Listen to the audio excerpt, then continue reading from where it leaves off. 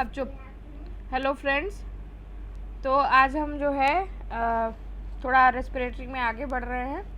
हम pressure changes देखते हैं which are there during breathing. कैसे जो है प्रेशर चेंज होता है विद इंस्पिरेशन एंड एक्सपिरेशन। तो इसको जो है हम 3 मेन हेडिंग्स में पढ़ते हैं। पहली हुई इंट्रा प्लूरल प्रेशर। तो मैंने आपको जब ऑर्गेनाइजेशन बताया है तब बताया है कि क्या है हमारा, एक विसरल प्लूरा है, एक पैराइटल प्लूरा है। विसरल प्लूरा लंग जो है वो विसरा है, ठीक है, और एक पैराइटल प्लूरा है। तो parietal pleura corresponds to the chest wall and visceral pleura corresponds to the lung. तो इंट्रा प्लूरल प्रेशर क्या है? प्लूरल स्पेस का जो प्रेशर है that is intra pleural pressure. That is space between lungs and chest wall. मतलब parietal pleura और visceral pleura के बीच का जो जगह है उसको प्लूरल स्पेस कह रहे हैं हम, और उसका जो प्रेशर है that is intra pleural pressure.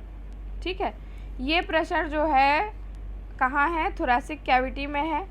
जैसे कि इंटरस्टिशियल स्पेस। इंटरस्टिशियल स्पेस क्या है? जो कि हार्ट और लंग्स को सराउंड कर रही है। इंटरस्टिशियल स्पेस क्या है? जो कि हार्ट और लंग्स को सराउंड कर रही है। ये वो जगह है जिसकी वजह से लंग्स जो है चेस्ट कैविटी के ऊपर एक ग्लाइड करते रहते हैं और चिपकते नहीं हैं। तो ये प्रेशर जो है उस जगह का प्रेशर है। और ये कहाँ कहाँ है? सब जगह है, leaving out the Airways and lumen of the thoracic blood vessels. ये ओनली एक्सेप्शंस हैं जो कि जहाँ प्लूरल प्रेशर नहीं है, एयरवेज के अंदर और lumen of thoracic blood vessels. तो देखिए ये प्रेशर क्यों है। पहला तो चीज़ ये है कि लंग्स की टेंडेंसी है टू कोलैप्स।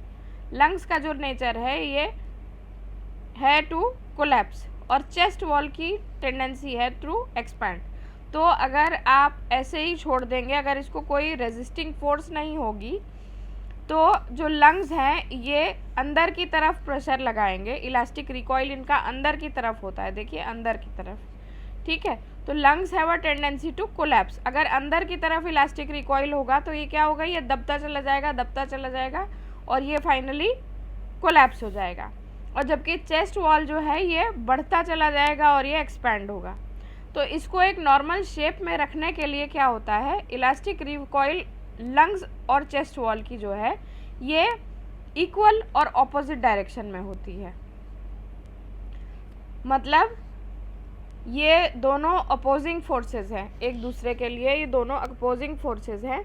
और क्योंकि ये दोनों एक दूसरे को अपोज कर रहे हैं इसलिए लंग का शेप जो है वो बरकरार है, जैसा होना चाहिए वैसा मेंटेन्ड है। और इन दोनों फोर्सेस के कारण, because of this equal and opposite forces, क्या है कि लंग्स का प्रेशर अंदर की तरफ नेगेटिव है, ठीक है, और much less than atmospheric pressure है। तो प्लूरल प्रेशर क्या है? During breathing it is negative, और डीप इंस्पिरेशन जब है तो वो ये और ज़्यादा नेगेटिव होता जाता है। लंग्स के अंदर का जो प्रेशर है that is always negative inspiration में। ब्रीदिंग के टाइम पे ये कम नेगेटिव है, और जैसे जैसे हम फोर्सफुल इंस्पिरेशन करने लगते हैं तो ये और ज़्यादा नेगेटिव होता जाता है। वैसे ही देखिए एक्सपिरेशन में क्या है? एक्सपिरेशन में अगर फोर्सफुल एक्सपिरेशन है तो ये पॉजिटिव हो सकता है, ठीक है, लेकिन जब हम एक्सपिरेशन करते हैं तो भी ये जो है ज़्यादातर एक मतलब एटमॉस्फेरिक प्रेशर के बराबर आ जाता है, बहुत पॉजिटिव नहीं होता है। इसकी नॉर्मल वैल्यूज़ देखिए। तो क्वाइट ब्रीदिंग में ड्यूरिंग इंस्पिरेशन क्या रहता है? -6 mm ऑफ Hg रहता है, या -8 सेंटीमीटर ऑफ वाटर रहता है। और ड्यूरिंग एक्सपिरेशन क्या रहता है? -2.5 टू -4 mm ऑफ Hg, या फिर -5 सेंटीमीटर्स ऑफ वाटर, ये इसकी वैल्यू रहती है।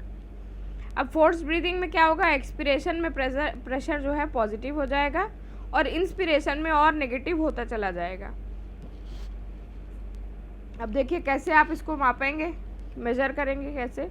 तो इसमें क्या है, अंदर एक नीडल इंसर्ट की जाती है इनटू द इंट्राप्लूरल स्पेस, लेकिन ये सेफ प्रोसीजर नहीं है। क्यों? क्योंकि ये एक इंसाइज्ड वुंड दे देगा और इंसाइज्ड वुंड के कारण क्या हो जाएगा, एयर जो है वो बाहर क्या है, प्रेशर उसका पॉजिटिव है और लंग्स के अंदर प्रेशर नेगेटिव है।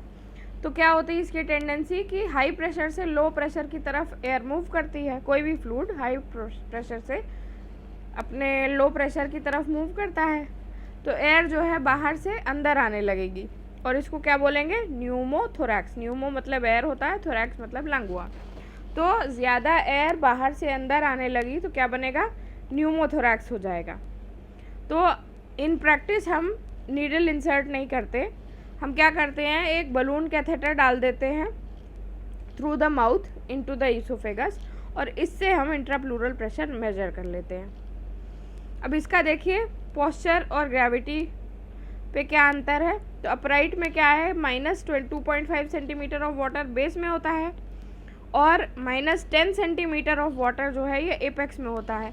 जैसे अगर आप लंग का स्ट्रक्चर देख रहे हैं तो ये एपेक्स है और ये बेस है, तो बेस में -2.5 है और ये बढ़ करके जो है -10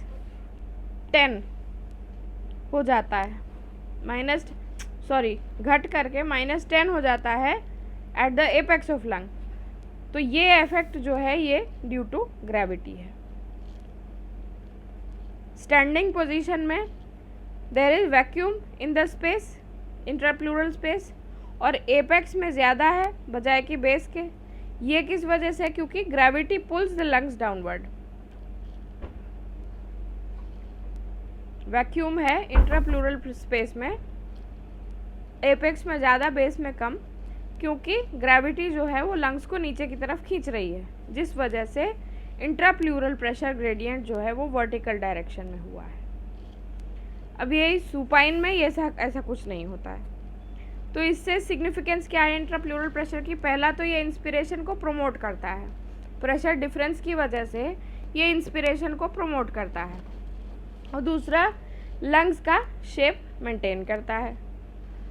क्लिनिकल सिग्निफिकेंस क्या है कि प्लूरल प्रेशर जो है हमेशा एटमॉस्फेयर से नीचे रहता है, सब एटमॉस्फेरिक रहता है। एटमॉस्फेयर का प्रेशर अगर x मान लीजिए तो ये x माइनस समथिंग होगा।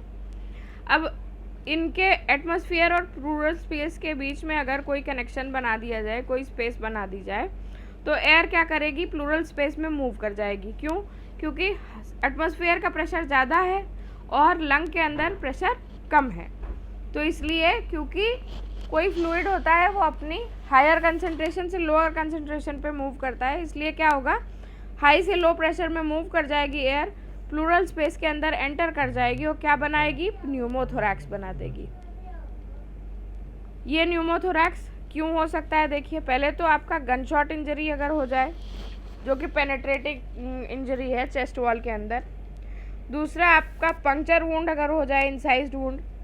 तीसरा कोई ऐसा लंग एब्सेस या बुल्ला हो गया जो कि प्लूरल कैविटी में रप्चर हो गया। कुछ ऐसे ड्रग्स हो गए, कोई थेराप्यूटिक प्रोसीजर्स हो गए जिसमें कि हमको नीडल डालनी ज़रूरी हो गई, तो वो जो है न्यूमोथोरैक्स बना देंगे। अब देखिए दूसरा प्रेशर क्या होता है, ट्रांसम्यूरल प्रोसेसेस होते हैं। ट्रांसम्यूरल के अंदर ट्रांसपल्मोनरी और ट्रांस एयरवे प्रेशर है। अब पल्मोनरी है तो इसका मतलब कि ये लंग्स से करस्पॉन्ड हो रहा है, तो transpulmonary pressure is the pressure difference along the lung wall. इसको कैसे मेजर करते हैं? जो हमारा प्लूरल प्रेशर है उससे एयरवे प्रेशर को माइनस कर देते हैं तो हमारा पल्मोनरी प्रेशर आ जाता है। और ये पल्मोनरी प्रेशर वो प्रेशर है जिसके कारण लंग्स जो है वो इन्फ्लेटेड होते रहते हैं और कोलैप्स नहीं करते। इसके कारण जो हमारा ट्रांसपल्मोनरी प्रेशर है, इसके कारण हमारे लंग्स कोलैप्स नहीं होते। अब ट्रांस एयरवे प्रेशर देखिए, तो pressure difference along the airways is trans airway pressure.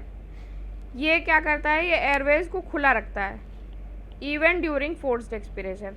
जब आप फोर्स एक्सपिरेशन कर रहे हैं, सारी हवा बाहर निकालने की कोशिश कर रहे हैं, तब भी ये एयरवेज को खुला रख रहा है, ट्रांस एयरवे प्रेशर। फिर आता है आपका एल्वियोलर प्रेशर। एल्वियोलर प्रेशर है जो एल्वियोलाई के अंदर है। इसकी नॉर्मल वैल्यू क्या है? -1 इन केस ऑफ इंस्पिरेशन और एक्सपिरेशन में +1 है।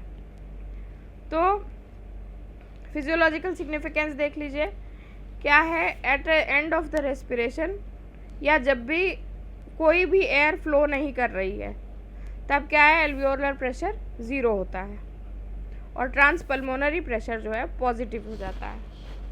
तो इस वीडियो में हमने तीनों प्रेशर्स देख लिए हैं। अब इन तीनों का रिलेशनशिप जो है और इसकी फिजियोलॉजिकल सिग्निफिकेंस, ये हम अगले वीडियो में बात करेंगे। Bye bye, till then keep studying well. If you like my videos, please like, share and subscribe. Thank you.